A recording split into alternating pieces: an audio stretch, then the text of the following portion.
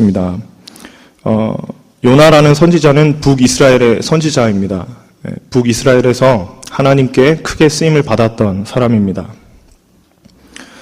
우리가 일반적으로 알고 있는 불순종의 아이콘이라는 것은 단순히 아니다라고 하는 것을 말씀드렸습니다. 우리 요나서를 1장부터 4장까지 되어 있기 때문에 내용을 금방 여러분들 읽으실 거예요. 놓고 보면 요나라는 사람은 되게 정말 선지자로서 부르심을 받기에 너무 좀 부족한 사람이다 우리가 생각할 수 있는데 이 사람이 예언한 것은 상당히 대단한 일이었습니다.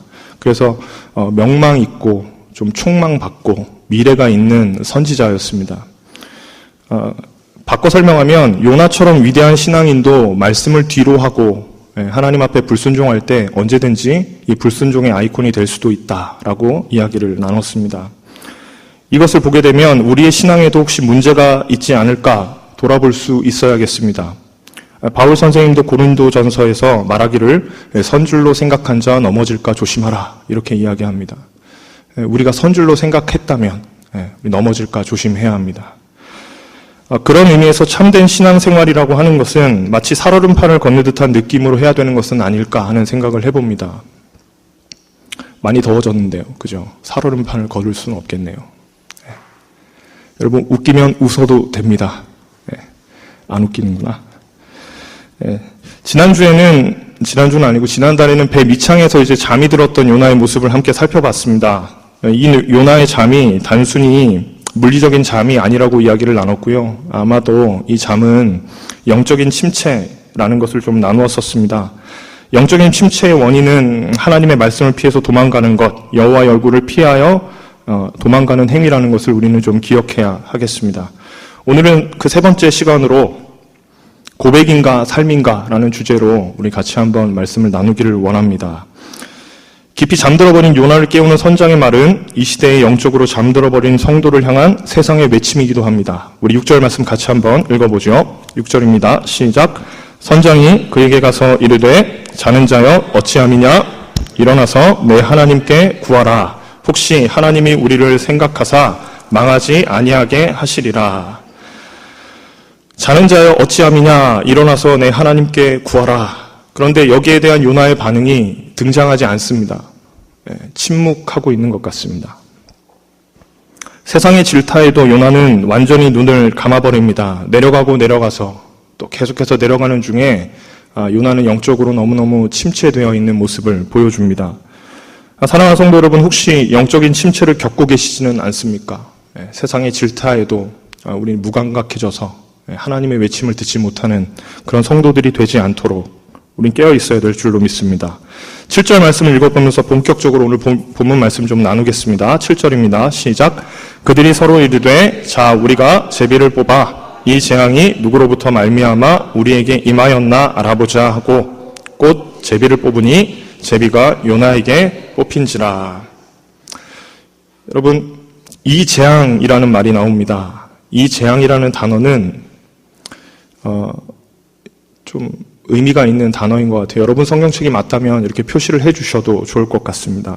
이 단어의 원어를 보면 라라는 표현입니다. 이 표현은 기본적으로 악, 나쁜 것 이런 의미를 가지고 있는데 이제 이 사람들이 자기에게 닥쳐오는 환난을 보면서 이것을 이렇게 악한 것 혹은 나쁜 것이라고 표현하기 시작했다는 것을 우리가 볼 수 있습니다. 오늘 본문과 같은 상황에서 동일한 의미로 신명기에서는 이 단어를 이렇게 표현합니다. 신명기 31장 29절을 제가 읽어드리겠습니다. 내가 알거니와 내가 죽은 후에 너희는 스스로 부패하여 내가 너희에게 명령한 길을 떠나 여호와의 목전에 악을 행하여 너희의 손으로 하는 일로 그를 경노하게 하므로 너희가 후일에 재앙을 당하리라. 이렇게 표현합니다. 이 말 간단하게 설명하면 이겁니다. 내가 가르쳐준 율법을 벗어나서 하나님의 명령을 거스르게 되면 너희는 반드시 재앙을 당할 것이다 라는 모세의 경고입니다. 신명기는 우리가 다 아는 것처럼 모세의 유언과도 같은 책이죠. 이 책에서 모세는 자신의 인생을 마무리하면서 너희가 당할 재앙에 대해서 이렇게 표현하는 겁니다. 반드시 하나님의 말씀을 어기면 너희는 이런 재앙을 당할 수밖에 없을 거야. 그리고 그 재앙이 오늘 요나에게 그리고 요나와 함께한 그 모든 배에 탄 사람들에게 임하는 모습을 보게 됩니다. 요나가 사실 다시스로 가는 것이 여러분 무슨 윤리적인 문제가 될 수 있겠어요? 요나는 다시스뿐만 아니라 어디라도 갈 수 있죠. 그것만으로 세상은 죄라고 규정하지 않을 겁니다. 그러나 하나님 앞에서는 다를 수 있습니다. 요나가 하나님의 말씀을 저버리고 떠나버릴 때 다시스로 가는 행위는 불법한 행위가 되고 악한 행위가 될 것입니다. 여러분, 이것도 우리에게 좀 동일한 의미인 것 같아요.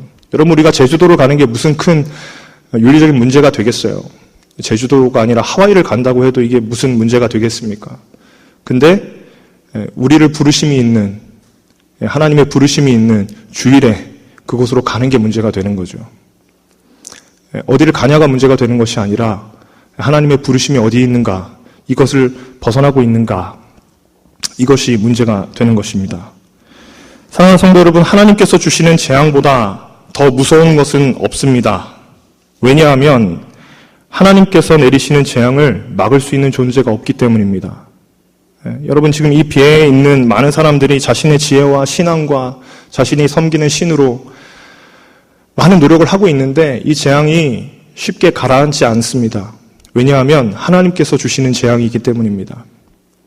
여러분, 하나님이 주시는 재앙을 막을 수 있는 인간이 없어요. 우리는 이 신앙의 정초에 있지 않습니까?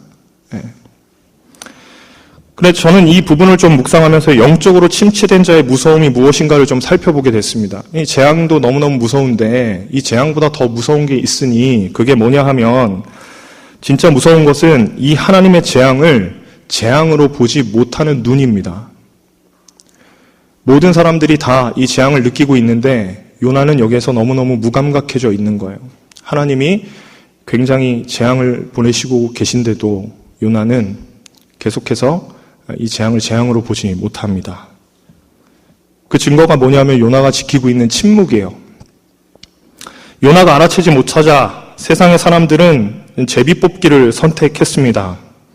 여기서 제비뽑기는 단순히 누구의 잘못으로 이 재앙이 임했는가를 뽑는 행위가 아닙니다.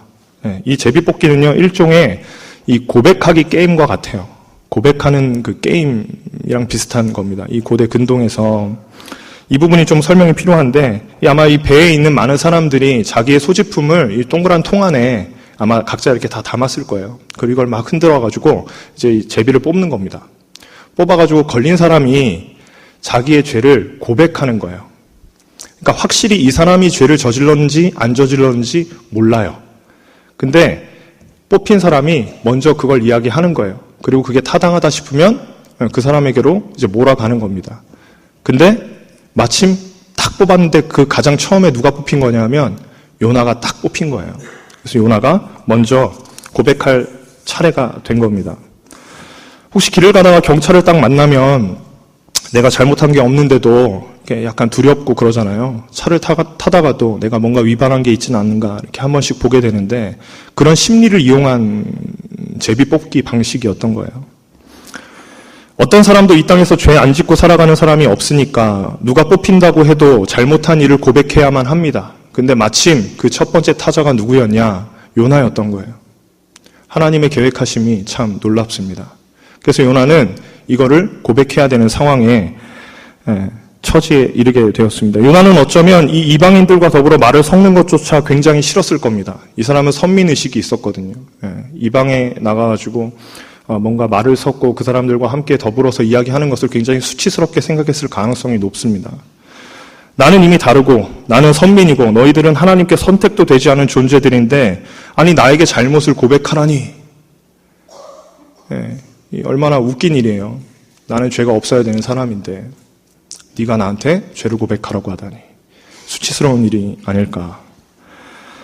요나는 계속해서 침묵을 지키고 있습니다. 그러자 무리가 그에게 질문을 쏟아내기 시작합니다. 선장이 물어봤다면 이제는 무리로 그 의미가 조금 더 확대되고 있습니다. 8절 말씀 같이 한번 읽어보죠. 시작. 무리가 그에게 이르되 청하건대 이 재앙이 누구 때문에 우리에게 임하였는가 말하라. 내 생업이 무엇이며 내가 어디에서 왔으며 내 나라가 어디며 어느 민족에 속하였느냐 하니. 여러분, 여기서 청하건대 이 표현은 한글로는 너무너무 온건한 표현이에요. 제발. 네가 맞으면 좀 한번 말해줘. 막 이런 표현 같아요. 근데 이걸 완전 직역하면, 야! 좀 말해봐. 이게 되게 강력한 표현이에요.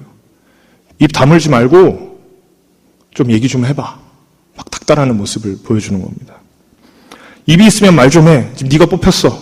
네가 말을 해야 될 차례야. 계속 이제 침묵을 지키면 안 되고 너는 무엇인가 네가 잘못한 것이 있다면 이야기를 해야만 해. 그러고 보니까 넌 아까 배 밑에서 좀 자고 있던 놈 아니니? 너 좀 이상하다. 지금 우리가 다 죽게 생겼는데 어떻게 배 밑창에서 그렇게 잘 수가 있어? 아주 강하게 따지고 있는 모습을 볼 수 있어요.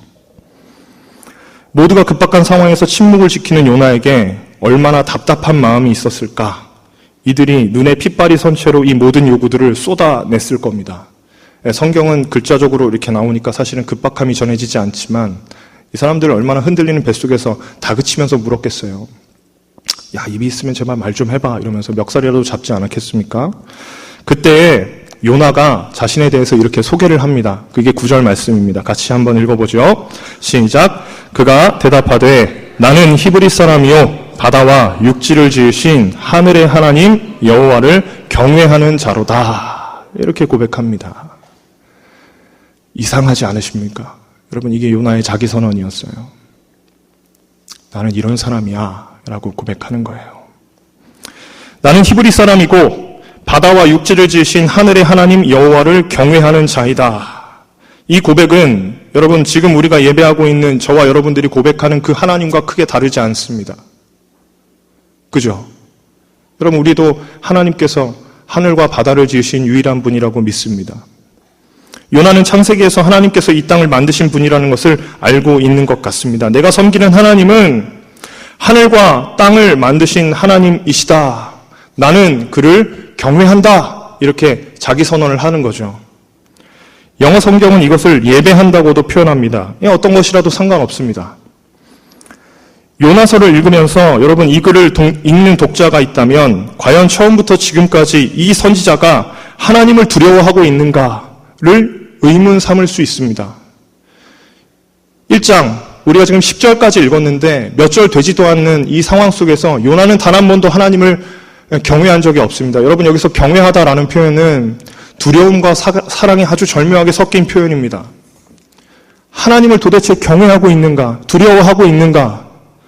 요나의 삶을 보면 하나님을 두려워하는 모습이 눈꽃만큼도 보이지 않는데 지금 이 사람의 선언은 뭐냐 하면 나는 하늘과 바다를 지으신 하늘에 계신 그 하나님을 섬기는 사람이다 라고 이야기하는 거예요.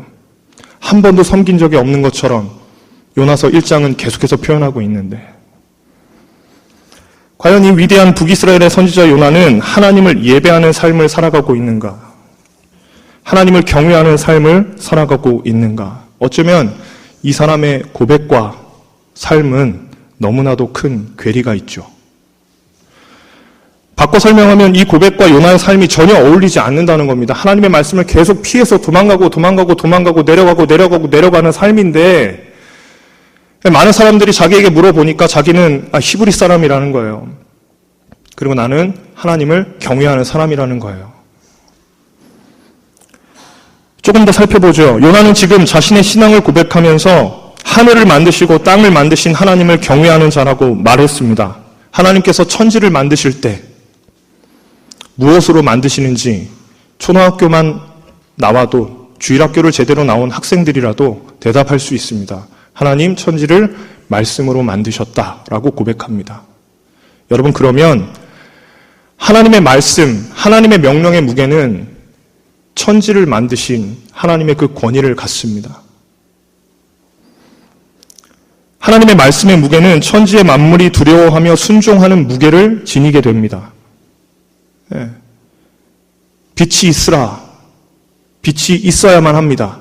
왜냐하면 그 말씀은 사람의 말이 아니라 하나님의 명령이기 때문입니다. 물이 모여라. 그러면 물은 모여야만 합니다.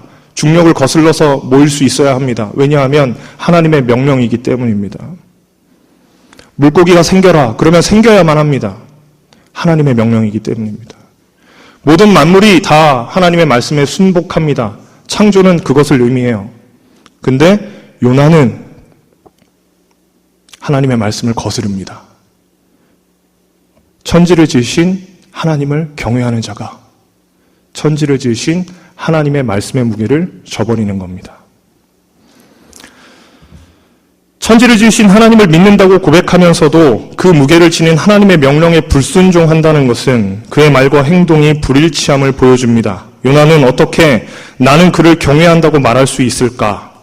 높은 하늘도 깊은 바다도 하나님의 말씀 앞에서 순종하는데 그것을 말씀으로 지으신 하나님을 믿는다고 하는 요나가 어떻게 그의 말씀을 쉽게 저버릴 수 있을까?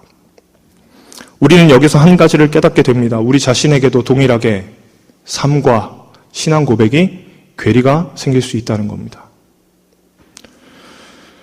사랑하는 성도 여러분, 분명하게 보셔야 됩니다. 저는 지금 요나의 신앙 고백이 틀렸다 이렇게 그렇게 이야기하고 싶지 않습니다. 여러분, 신앙 고백은 동일한 거예요. 이 신앙 고백이 틀렸습니까?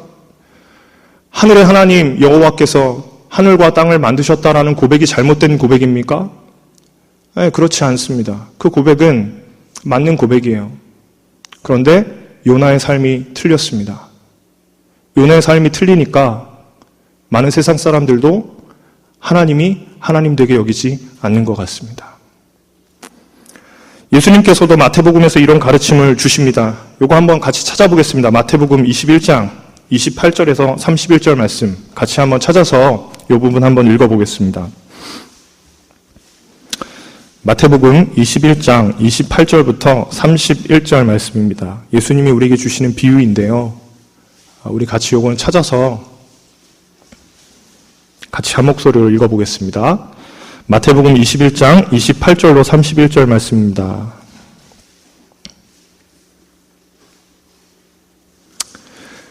같이 읽겠습니다. 시작.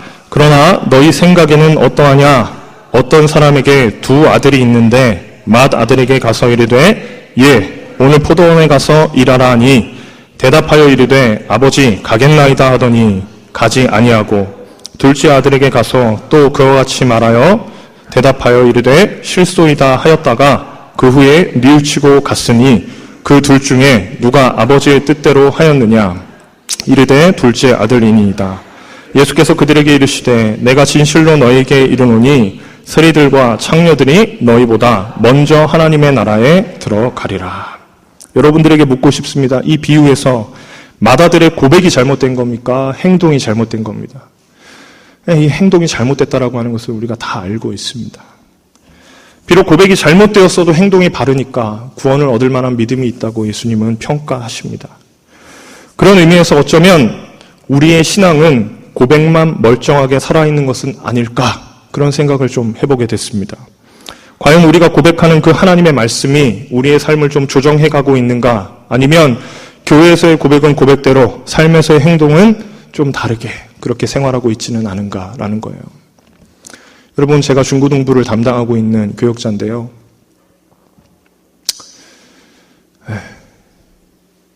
중고등부 아이들이요, 생각보다 똑똑해요. 아이들이 얘들아, 예배 시간을 지키는 것이 하나님의 뜻이야, 이렇게 얘기 안 해도 애들도 다 압니다. 근데 애들이 늘 늦어요. 좀 안타까운 마음이 있어요. 네. 아는 거하고 행하는 거하고는 좀 다른 것 같아요. 여러분, 요나는 잘 알고 있었어요. 하나님이 어떤 분이신지, 하나님이 어떤 하나님이신지, 어떤 말씀의 무게를 지닌 분이신지 요나는 너무나도 잘 알고 있었어요. 그런데 그의 삶이 받쳐주지 않는 거예요. 자기 이성과 생각과 경험과 그리고 자기의 가치관, 이런 것들이 안 맞을 때 요나는 하나님을 버리죠. 사랑하는 성도 여러분, 기억하십시오. 당대의 최고의 선지자였던 요나입니다. 북이스라엘에서 제법 잘 나가던 선지자였습니다. 이스라엘의 회복을 예언했고 하나님께서 그 예언을 그 당대에 이루셔서 그는 왕의 총애를 받는 선지자였습니다.